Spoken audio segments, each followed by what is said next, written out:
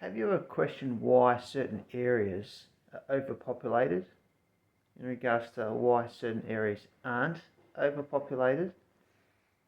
Not in respect to the earth being overpopulated, because I've already debunked that. I've already ruled that out in respect that for every death there is the offspring. So that means there is always the same amount of people, but certain areas where it's dense, where there's people squashed up together. So the answer to why, now listen to this, if you're, even for people that aren't in those areas which are overpopulated and squashed up and dense and finding it difficult to move around, just listen to what I have to say in respect to this, all right? I was once living in a 3-bedroom house with around 8 people living in there, and one person was even out in the back with a tent, and I was in the garage, all right? So I had to make it out there, and I noticed something. In one of my habits that was suppressing me, and it was causing these people to be around me a lot, for my environment to be squashed up. So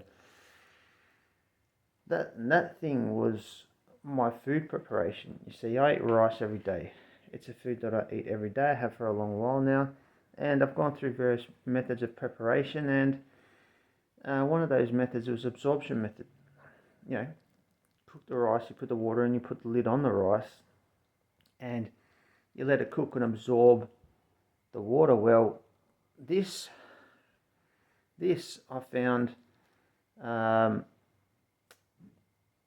I figured might have been suppressing the rice, and having eaten of the suppression, then my life would be thus suppressed around me. Now, I wouldn't just let it cook and then eat it when it was hot. I'd let it cool down with the lid on too, so it'd be always with the lid on, alright? So what was happening was I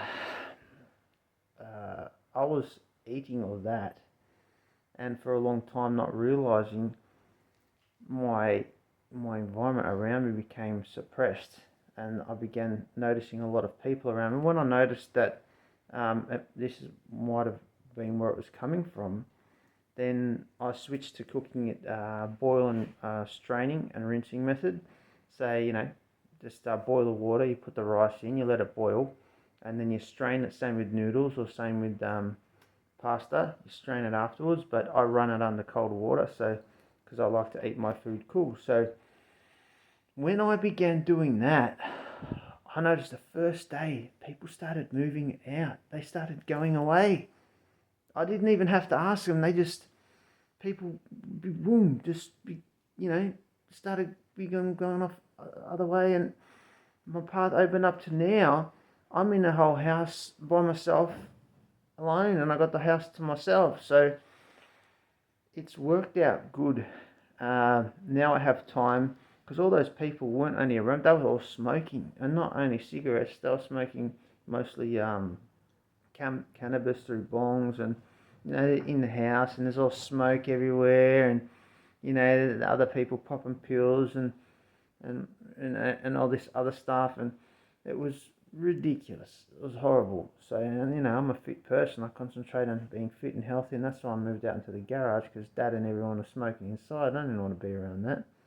So, so anyway, once I began cooking my food that way, everything just opened up for me, all right? And now, I'm having to actually contemplate whether now is I've gone a bit too much, say, maybe my eating habits, it's a bit, I'm a bit too much without anybody around, it's going, say, a bit underpopulated. So, I'm having to go back over my cooking method again and say maybe cook with the lid on, but rather than leaving it there cool with the lid on, take the lid off straight after it's let to sit for a little bit, and then put it on trays and let it cool with a fan.